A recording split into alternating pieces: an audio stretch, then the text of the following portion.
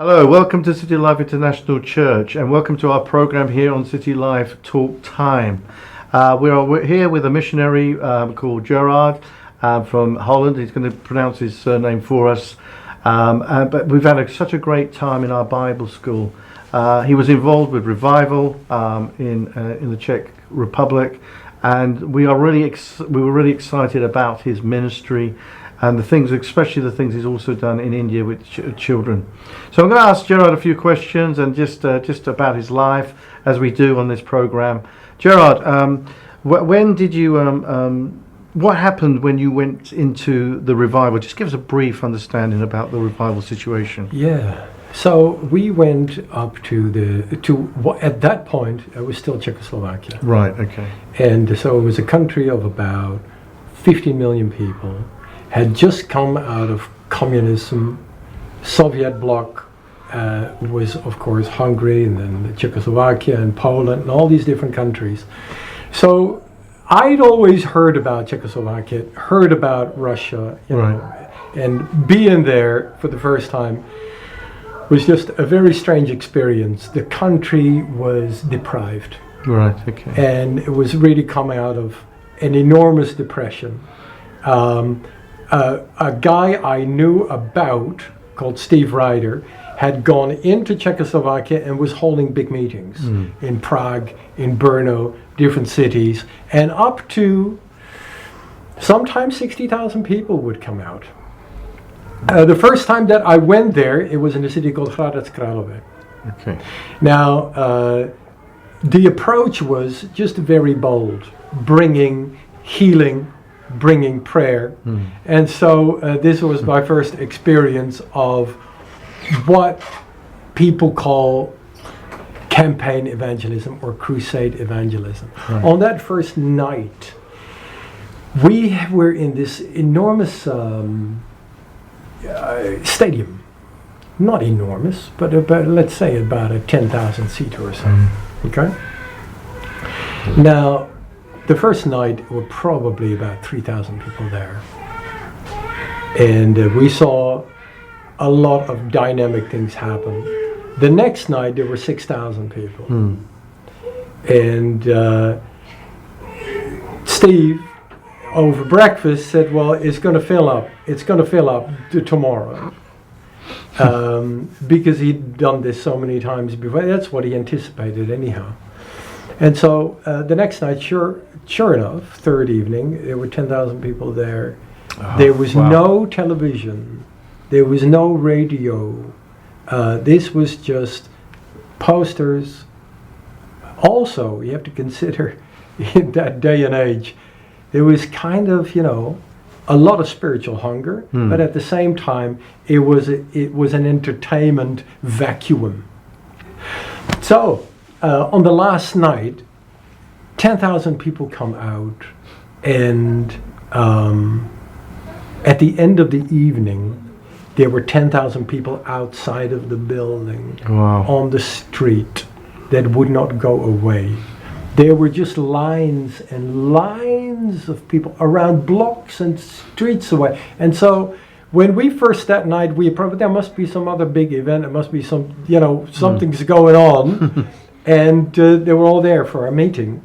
So at 1 o'clock in the morning, we just said, we'll just have to open up the stadium again and do it as a second reading. So went up to 6 o'clock in the morning. Because one of the things that was part of the approach was to pray for every person. Right. So even if there were 10,000 people there, every person gets prayed with personally. So there was tremendous impact in the country. Czechoslovakia at that point really was completely secular, atheist society. That was really the Soviet approach.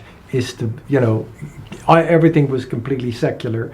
A lot of churches had been closed, repurposed for other things, and so that was the sea change. And we found that the presence of God and the glory of God just came in like a flood. Amazing. So what about your involvement with India? Tell us a little bit how you got involved with that and how that happened. I was still based in Czech. This was about 1993. And I had India on my heart for about a year.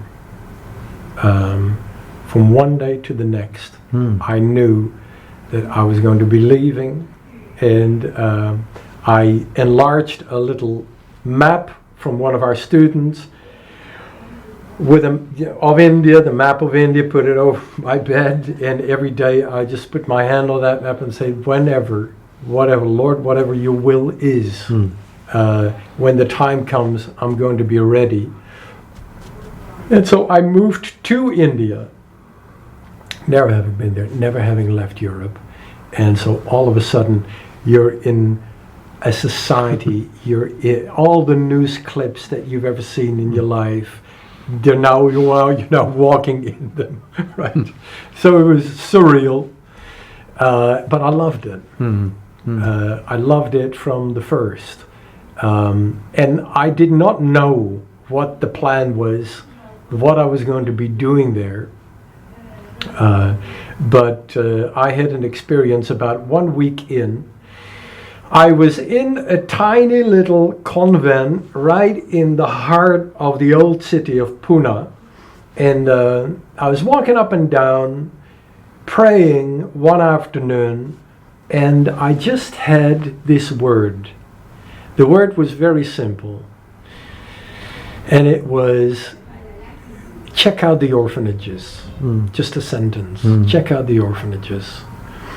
So I thought, well, for lacking anything else, that's what I'm going to do. At that point, I thought, this is one of those things where you have to be willing.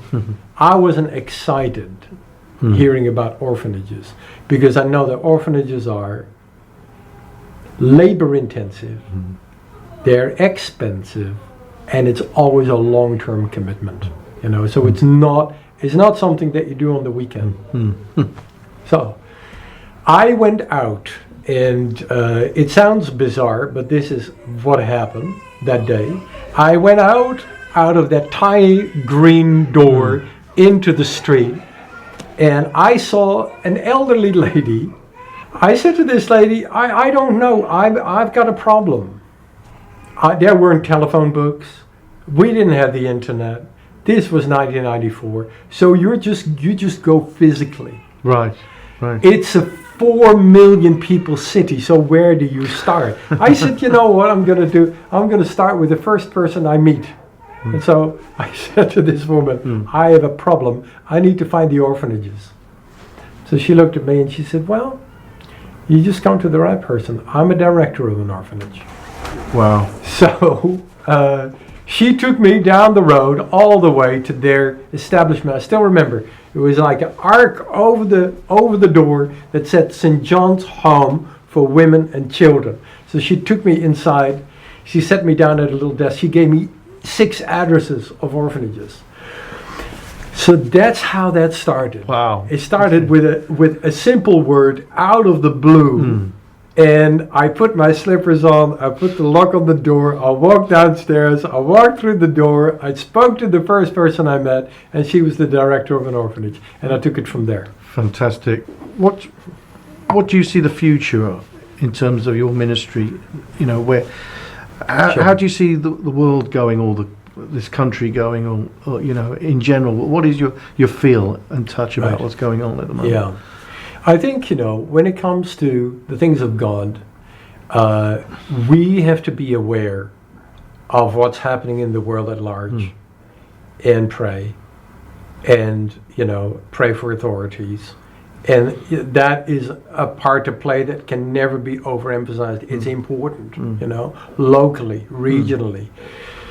But then there is your personal assignment in life. Is the job that you have to do physically and the things that you have to believe for. And so I make it my point to stick with those things. Right. Now, when it comes to India, we were believing for a foothold.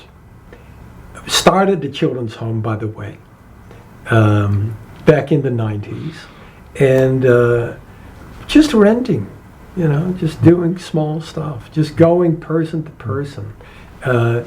But we were believing for a chance to put down a base. And after a couple of years, I got an invitation when I was here in Britain, in Enfield of all places, where I was staying with a friend. This guy knocked on the door one morning and he said, "Would you be able to meet my brother on Saturday?" And I said, "Fine, I'm just here on a little break. I'm free on Saturday." So, as it turns out, they wanted to know about what I was up to, what I wanted, and everything like that. And I told them the story of how the home started, and they decided to finance a plot. And came out, looked at our operation, were very encouraged, and ended up investing into 12 acres. Wow. 12 acres is a lot of land. Yes. We were over the moon. After that, they kept visiting, they kept coming back, and eventually sponsored an entire campus for 500 people. So we have 8 buildings. We have a running school. We have residential facilities. We've got staff facilities. And now it's our job to operate it well, be a center of life. Also, the school is going to become a public school in the region.